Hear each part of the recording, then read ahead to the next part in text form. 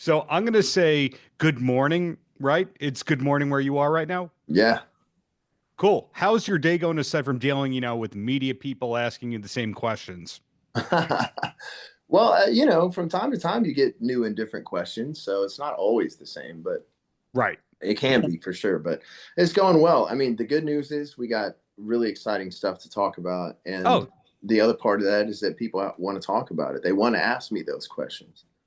yeah. So when I had the pleasure of speaking with you last a couple of months ago, the new record was Dirt on My Diamonds Volume 2. And Mhm. then just a couple of months later, you have this album with Bobby. Then there's Experience Hendrix. Then there's the tour with Bobby. In other words, 2025 seems to be one of the busiest years of your career. Yeah, you're right, actually. And with a lot of different things happening, all of that stuff, plus at the end of this year, we're going to be acknowledging and celebrating the 30th anniversary of my first album, my debut record, Better Heights. And we're putting the finishing touches on a new version of that album that we Mhm. went in, we re recorded it. Kind of like what we did for the second record, Trouble Is, for the 25th anniversary. But on that record, we kind of recreated the sound of it. So it's very, very similar. This one, we took some more liberties because, we knew it was going to be different no matter what, because you have a different guy singing on this record than the guy from the first album, different musicians. And so we took some creative liberties on this one. And then hopefully next year, we'll launch a tour like we did for the 25th of Trouble Is, and we'll go out and play the Better Heights album in its entirety for the first time ever. So the re-records, do they come out on your own label? Well, the last one, the Trouble Is one, came out through Mascot, and but this one, I'm thinking about doing it myself through my Ram Records label. So yeah, it's I mean, look, man, it's just cool. It's like, people have heard these songs, they'll get to hear them a bit differently. Some of them have been reimagined to a certain degree.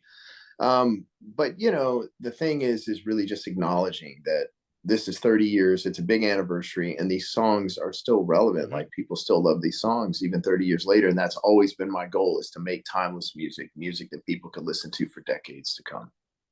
The reason I was asking about which label it's on, if you'll indulge for a second, Mhm. is every time I have the pleasure of interviewing Steve Vai, you realize what a genius he is, not just from the playing, but that he had this business strategy of I'm going to own my own publishing, I'm going to Mhm. have the masters, I'm going to be Yeah. my own cottage industry. Yeah. And it sounds like that's where you're going, where you realize I don't need a machine, I am the machine. Yeah. Well, we've been doing that for years, but a slightly different approach. Like, I have all my own publishing. But what we've been doing for the past few years is I go in and I do the records and everything, and then we license it for a period of time to a record Hmm. label. And then after that time is expired, all the masters revert back to me. So I end up owning everything anyways. But I am thinking about, I'm always evaluating what all the options are and what the best business case is for anything that we do. So we're we're exploring the idea of maybe just doing that one completely ourselves for sure. That's quite an evolution from I'm going to sign to a major label. We're going to see what they think the hit is. We're going to wait for them to fund a music video and so forth. In other words, you're not waiting around for anybody anymore. Yeah, well, we're doing the Bobby Rush and Kenny Wayne Shepherd record. We're doing that ourselves, and Hmm. so it's the landscape has changed. The game has changed Right. significantly from when I first signed my record deal to what's going on today. So, like, in a lot of instances, you don't need a record company, and you used to need them because they had the money and they had the connections and they could get you Hmm. on radio and they could get you on television and blah blah blah.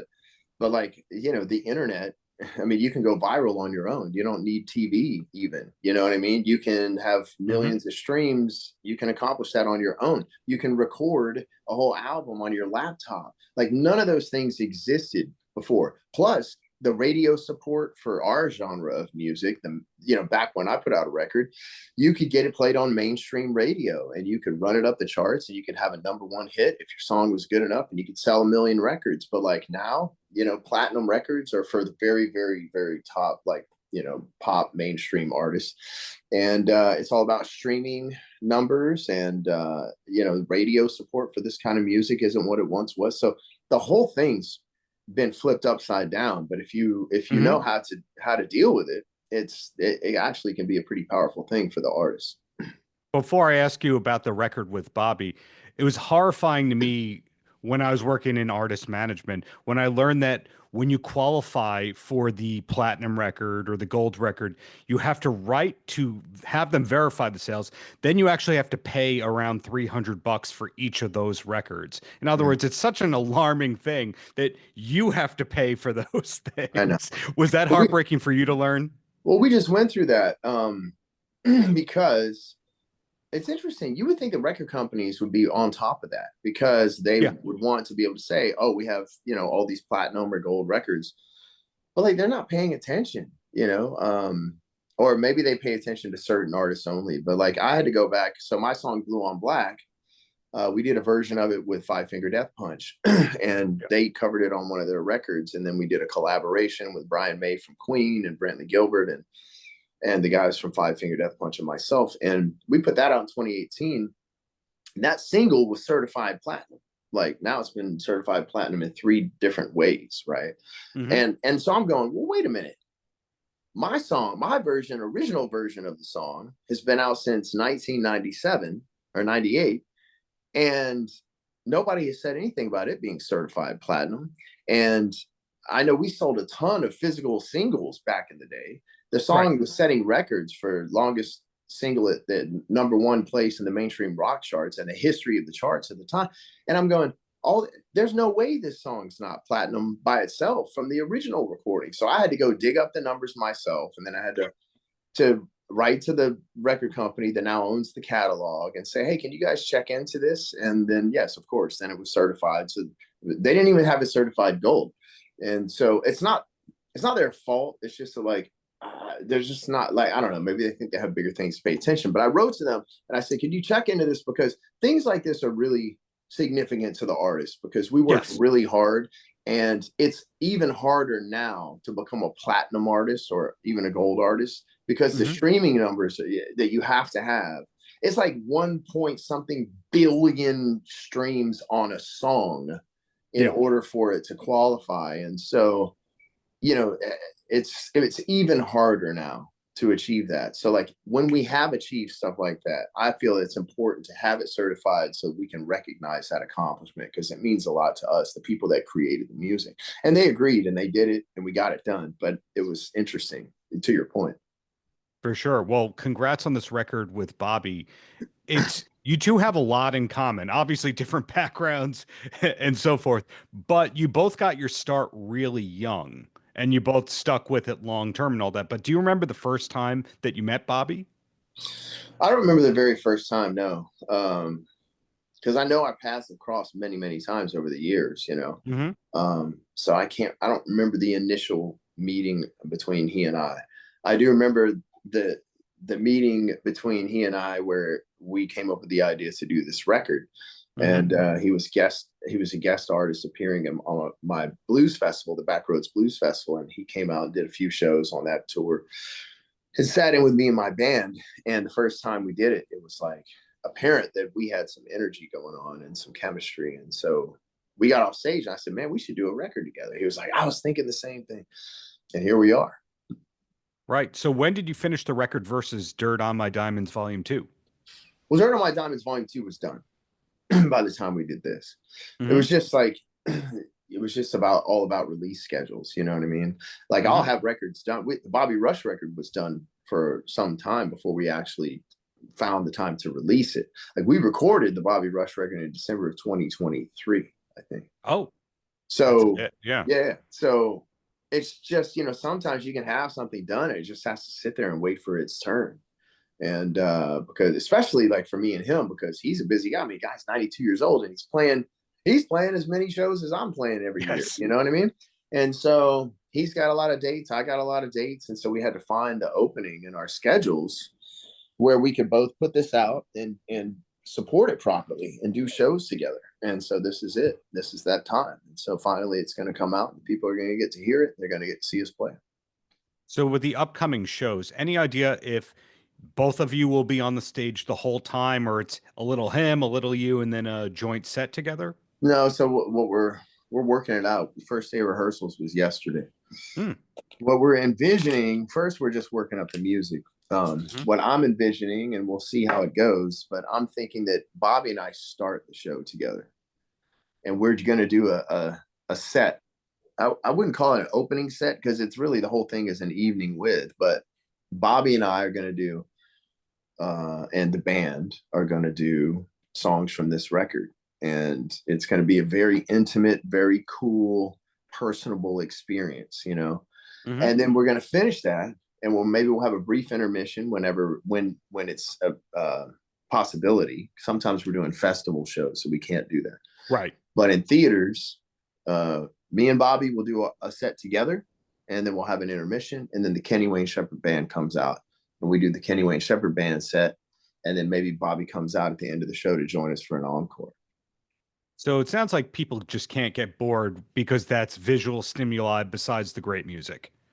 Well, I'm hoping that's the case. I want it to be a really special experience. I want people to come to this show and be wowed and to get a show they weren't expecting to get, you know, like they're going to come hopefully, you know, expecting to see the Kenny Wayne Shepherd Band, and a lot of them have seen us before, and so they kind of Mhm. know what they're in for. But like when the first note of music starts and the lights go down and Bobby and I come out and we do our thing for a period of time, they're like, wow, like what an amazing bonus, like that they weren't expecting, you know. And I Sure. know they're going to fall in love with him, and I know that they're going to like the music because the record's great. Are you thinking about a Dirt on My Diamonds Volume 3? No, I think the next thing is going to be the Ledbetter Heights 30th anniversary album next year and tour hopefully. And then I'm working on another thing. We're doing a cover albums are always fun because like it's low pressure.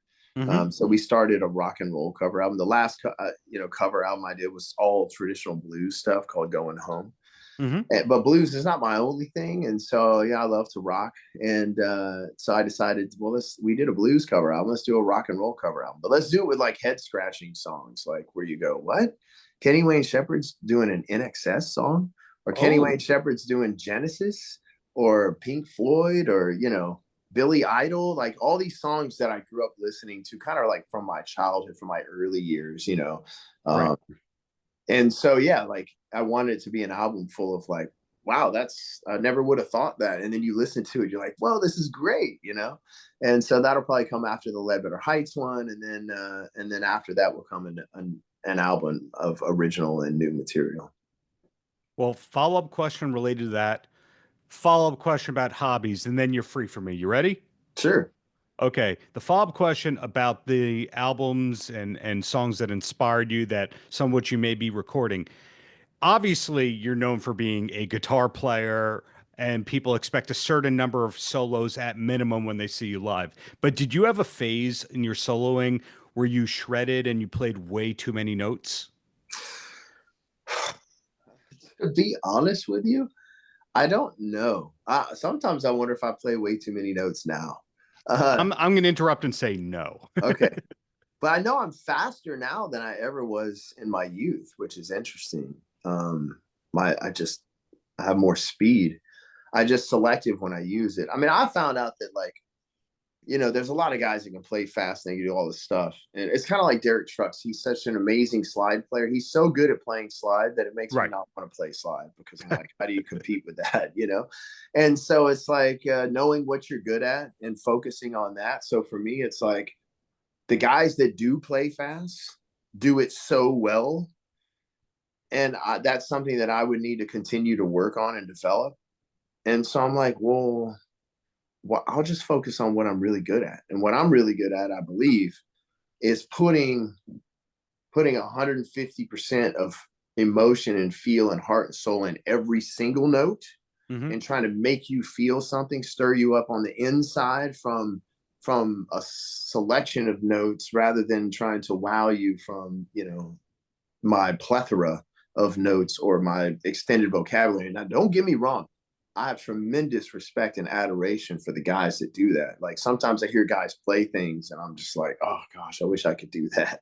You know what I mean? And I could if I sat down and took the time, but I chose Yeah. to focus on what I feel like I'm really good at, where I excel, which is really just pounding the emotion through the instrument, through the notes, and not necessarily like wowing with a lot. I'm giving you a compliment here. I say your playing is very concise. I just didn't know if you had your bad finger tapping years that are No, I didn't. insufferable. I never got into the finger tapping. I always thought it was kind of like a novelty thing, but it was never appropriate, I didn't think, for my genre. Yeah. So I never went down that path. But I mean, Eddie Van Halen, obviously, like every time he did it, it was awesome. But there was a lot of guys that would do it, and it was like, come on, man, like it's just not cool. And then the last question I have for you, I know that you're a big car guy, besides being a family man, besides being a person who tours a ton and records a ton. But what is the main hobby as a form of decompression that's the exact opposite of your day job? Is it cars? Yeah, it's cars, racing, going to the drag strip, going to the track, wrenching on the cars, detailing the cars is very therapeutic. Takes a lot of focus, so kind of don't have to think about everything else. But yeah, the car thing is a real outlet for me for sure.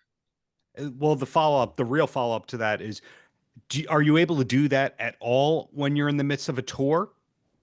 Not a lot, because we have shows and we stay pretty busy when we're out on tour. There's been a couple times. There's been some times where I've been able to work a concert into a car show, where there's like a big car show and they want live music entertainment, and then they book us to come and play. And then that's like best case scenario there, because I get to do it all. Well, it sounds like your Cars and Guitars Festival will be a thing of 2026 and 2027. But I'd love to do something I'd love to have a big car show and a concert. I've thought about that, but I don't know how to plan something like that. But if I really feel motivated to do it, I'll find somebody to help me do it.